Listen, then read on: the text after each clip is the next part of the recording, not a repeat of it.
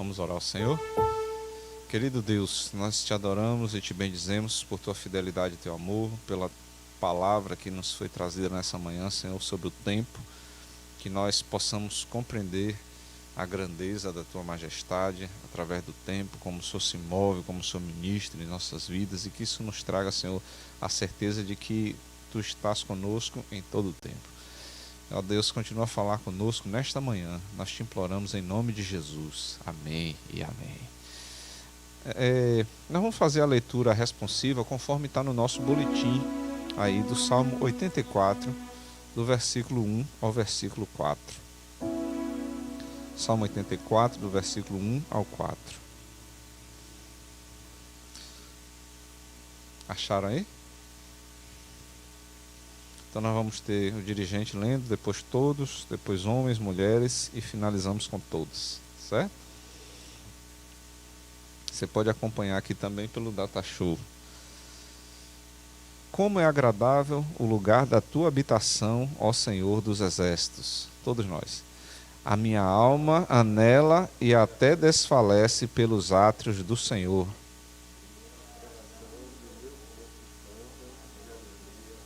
Vocês não estão acompanhando o nosso boletim, não é isso?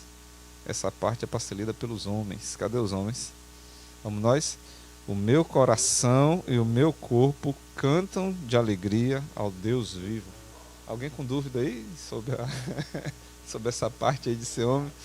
Vamos lá. Os homens.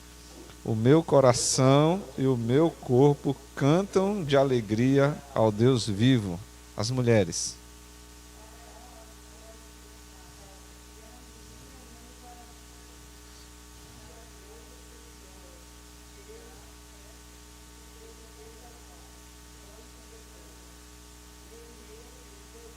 Todos juntos.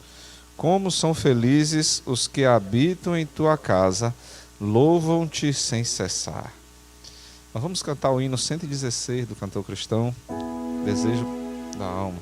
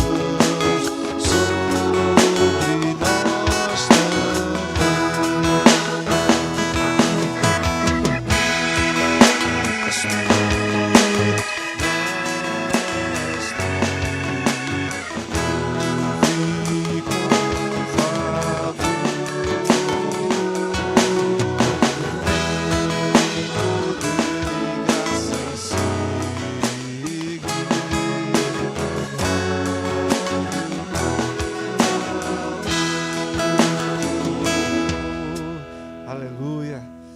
É bom, né? A gente lembrar as músicas do nosso cantor cristão, matarmos saudade. Agora nós vamos cantar sobre toda a terra. Tu és o Rei, nosso Senhor que tem poder sobre o tempo, sobre todas as coisas, né?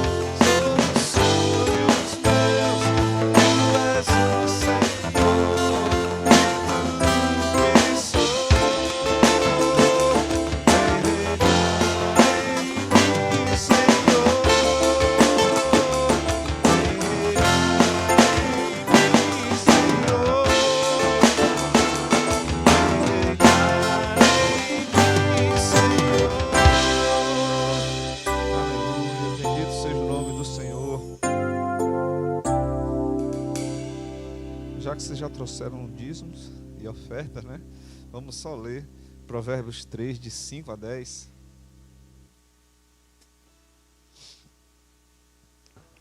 É um texto bem conhecido, eu já gosto desse texto.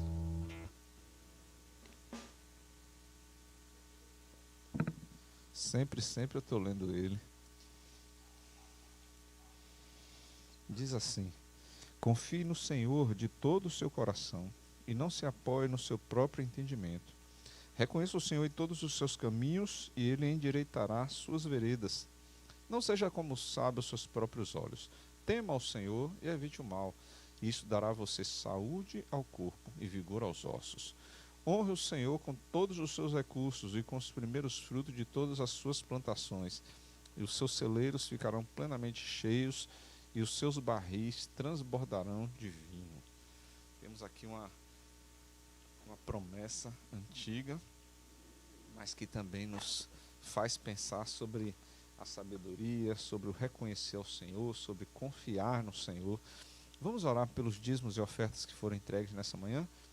Bendito Deus, nós te agradecemos, Senhor, pelos dízimos e ofertas que foram colocados aqui diante da tua presença, e te imploramos, Senhor, por sabedoria, por tua direção na aplicação desses recursos, que eles venham, Senhor, a honrar o teu nome em todas as coisas, e que, Senhor, mais e mais pessoas possam conhecer do teu doce evangelho através da aplicação correta desses recursos.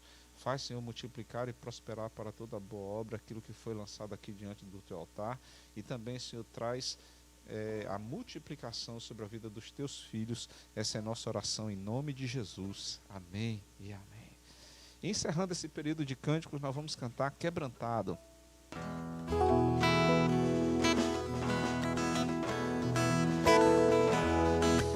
Olho para a cruz, e para a cruz eu vou. Se eu sofrer, participar da sua obra, vou cantar. Meu Salvador na cruz mostrou o amor do Pai.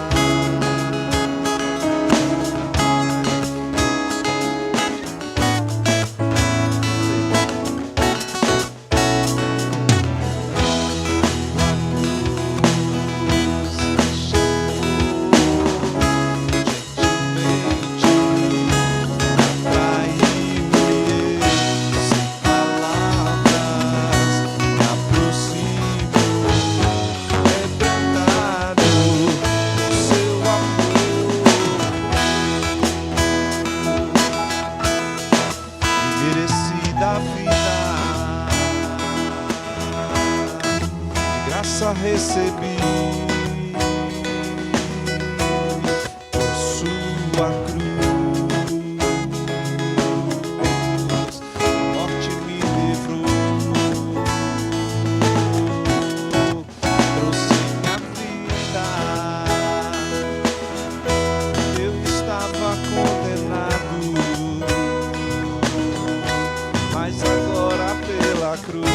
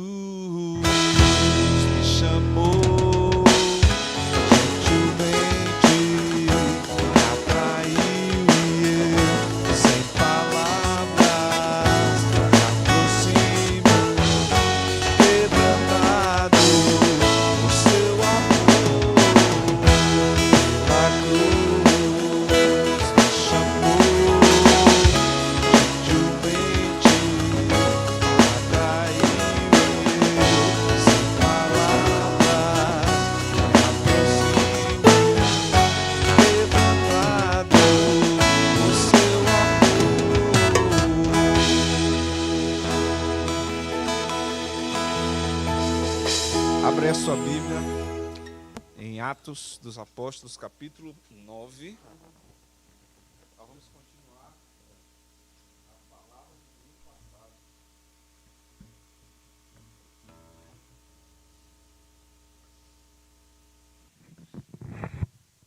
Nós vamos continuar a ministração de domingo passado, em Atos, capítulo 9.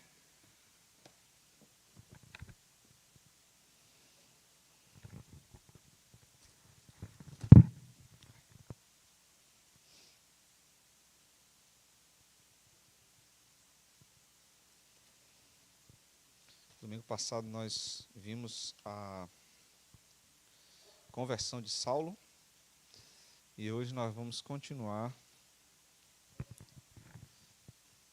agora na nova vida de Saulo. Atos 19, ou melhor, Atos 9, a partir do versículo 19, a parte B, certo? Nós paramos na parte A domingo passado, nós vamos pegar a parte B do versículo 19 até o final, até o versículo 31. Diz assim a palavra de Deus. Saulo passou vários dias com os discípulos em Damasco.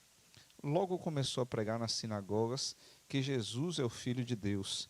Todos os que o ouviam ficavam perplexos e perguntavam: não é ele o homem que procurava destruir em Jerusalém aqueles que invocam este nome? E não veio para cá justamente para levá-los presos aos chefes dos sacerdotes? Todavia Saulo se fortalecia cada vez mais e confundia os judeus que viviam em Damasco, demonstrando que Jesus é o Cristo. Decorrido muitos dias, os judeus decidiram em comum acordo matá-lo. Mas Saulo ficou sabendo do plano deles. Dia e noite eles vigiavam as portas da cidade a fim de matá-lo. Mas os seus discípulos o levaram de noite e o fizeram descer num cesto através de uma abertura na muralha. Quando chegou a Jerusalém, tentou reunir-se aos discípulos, mas todos estavam com medo dele, não acreditando que fosse realmente um discípulo. Então Barnabé o levou aos apóstolos e lhes contou como no caminho Saulo vira o Senhor que lhe falara e como em Damasco lhe havia pregado corajosamente em nome de Jesus. Assim Saulo ficou com eles e andava com liberdade em Jerusalém, pregando corajosamente em nome do Senhor. Falava e discutia com judeus de fala grega, mas estes tentavam matá-lo. Sabendo disso, os irmãos o levaram para Cesareia e o enviaram para Tarso. A igreja passava por um período de paz em toda a Judéia, Galiléia e Samaria.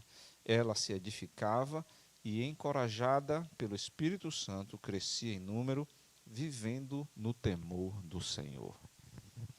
Vamos orar mais uma vez? Querido Deus, aqui está, Pai, Tua palavra lida nesta hora. Te imploramos por entendimento e discernimento desta palavra, que o Teu Santo Espírito fale poderosamente aos nossos corações e continue a ministrar, Senhor, as nossas vidas. Essa é a nossa oração em nome de Jesus. Amém e amém. Senta um pouquinho, irmãos. Eu quero encerrar por volta de 11 horas, porque hoje temos também o nosso chinchim, né? Então, vamos ver se a gente encerra ali com o tempo de vocês, de todos nós participarmos desse momento aí de festa. Nós, aos domingos de manhã, temos estudado sobre o livro de Atos dos Apóstolos, que conta o surgimento da igreja, né? Fala de como surgiu a igreja, a descida do Espírito Santo. Começa lá no capítulo 1 com a promessa da vinda do Espírito Santo, o capítulo 2, a descida do Espírito Santo. Depois nós vemos as inúmeras pessoas que receberam a Jesus logo após a descida do Espírito Santo, chegando a 5.000. Nós vimos como a igreja começou a crescer e como logo na sequência, com a pregação dos apóstolos e prisão e etc., o incômodo que eles estavam causando aos judeus, como eles passaram a ser perseguidos e principalmente um fato determinante foi a morte de Estevão. Após a morte de Estevão, houve um período de grande perseguição e na morte de Estevão, um jovem que estava lá, chamado Saulo, ele ficou guardando as roupas daqueles que apedrejavam a Estevão. Esse jovem citado aparece novamente no capítulo 9 do livro de Atos, quando ele, com cartas dos principais da sinagoga, ele se dirige a Damasco na intenção de trazer preso aqueles que eram do caminho para serem julgados e serem, quem sabe, até mortos pelos principais da sinagoga. E nos deparamos no domingo passado com a conversão de Saulo, quando o próprio Jesus aparece a ele, né? E tranquilizando o coração de Ananias, quando Ananias é instruído a orar por Saulo, ele ouve do Senhor no versículo 15, vá, este homem é meu instrumento escolhido para levar o meu nome perante os gentios e seus reis. Mostrarei a ele o quanto deve sofrer pelo meu nome. E assim foi a história de Saulo, que vocês conhecem muito bem. E Saulo começa a apresentar, a viver essa nova vida cristã, por assim dizer, lá em Damasco ainda. A gente observa em outros textos, por exemplo, o texto de Gálatas 1, 17 a 18, que ele deve ter ficado pelo menos 3 anos em Damasco. 3 anos onde ele deve ter sido discipulado, onde ele começou a aprender sobre esse evangelho, né? E ele assim começa a também falar desse evangelho.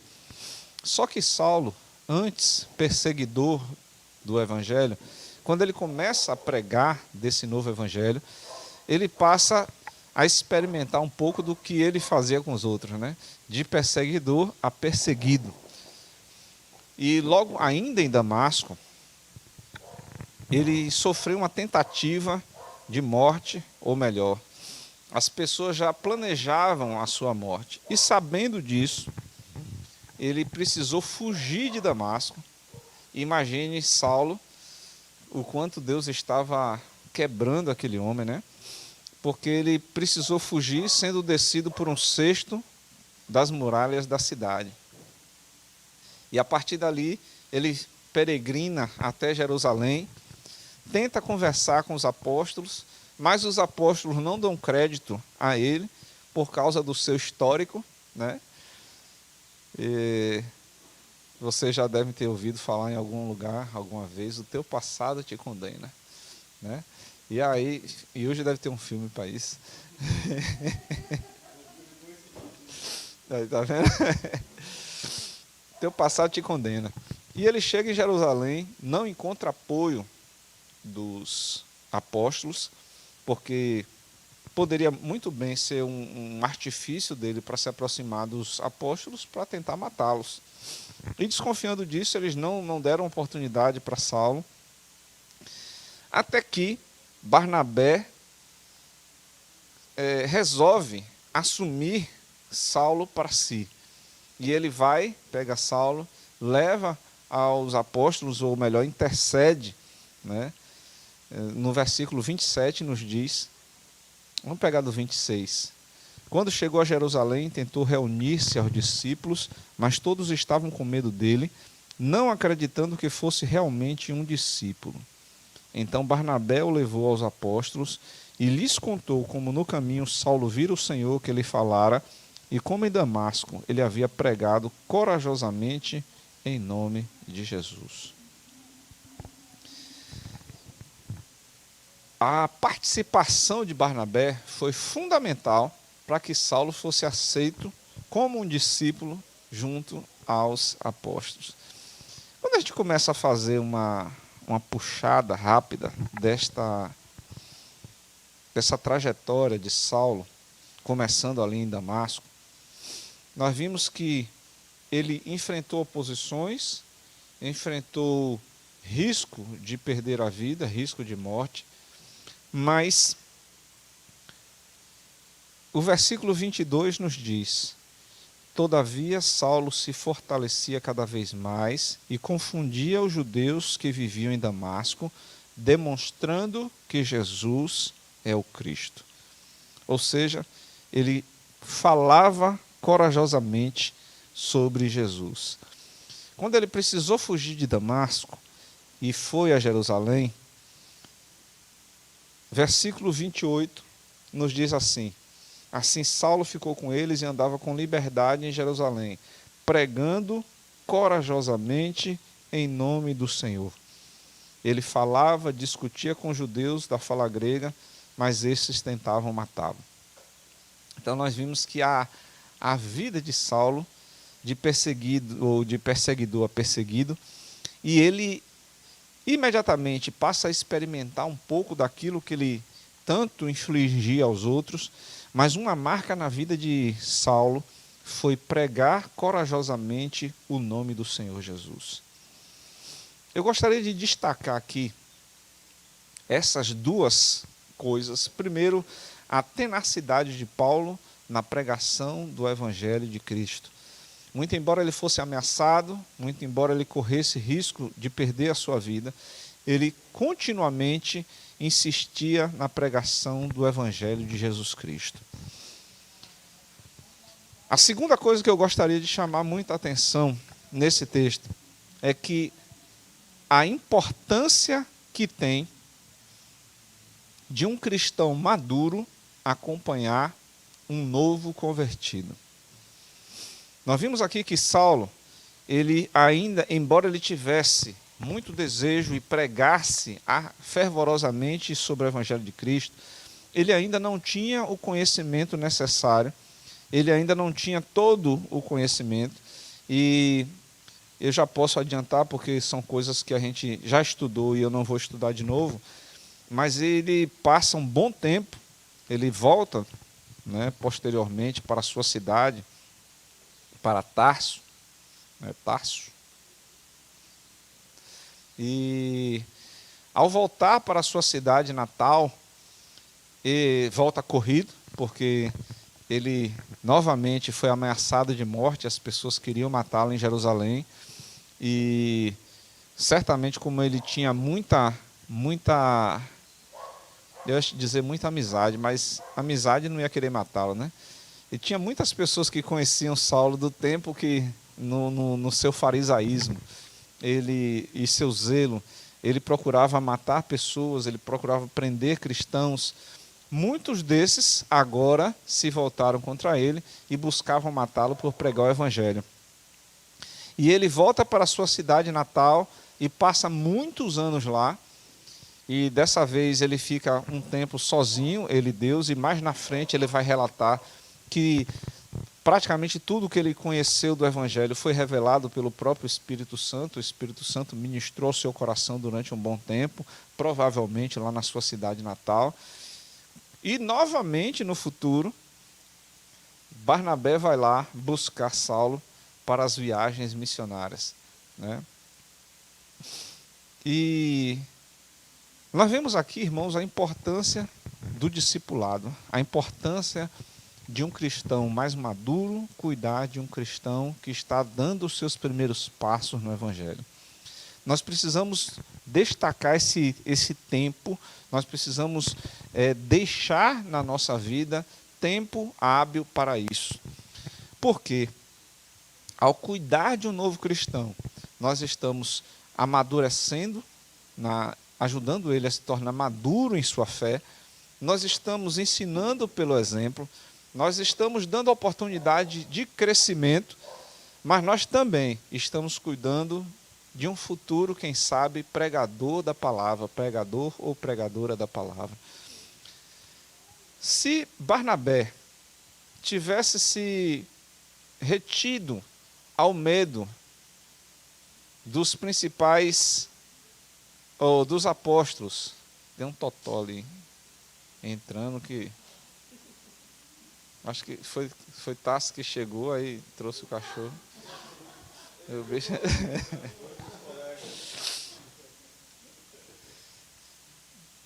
Se Barnabé tivesse sucumbido ao medo, assim como os outros, ou melhor, como os apóstolos tinham, como as pessoas em geral tinham medo de Saulo, talvez hoje nós não tivéssemos essa abundância, essa fartura de textos tão profundos. Certamente o Senhor levantaria outro, não é? Mas ele usou tanto Saulo como a Barnabé. Barnabé encorajando, Barnabé ensinando, Barnabé conduzindo àqueles que eram os principais da igreja naquele período, mostrando, discipulando. Isso transformou a vida de Saulo.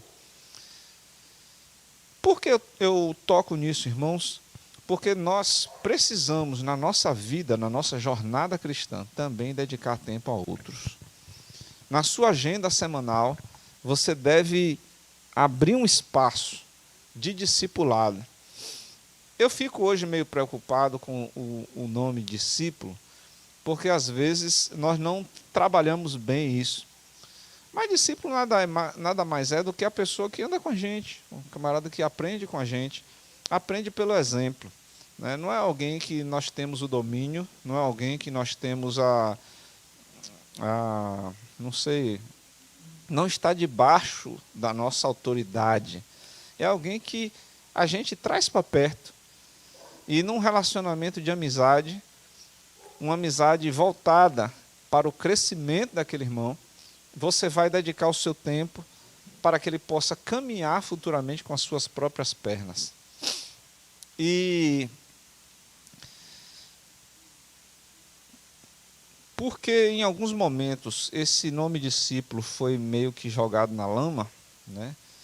A gente às vezes fica assim receoso de usar, mas não é demérito algum, pelo contrário, né?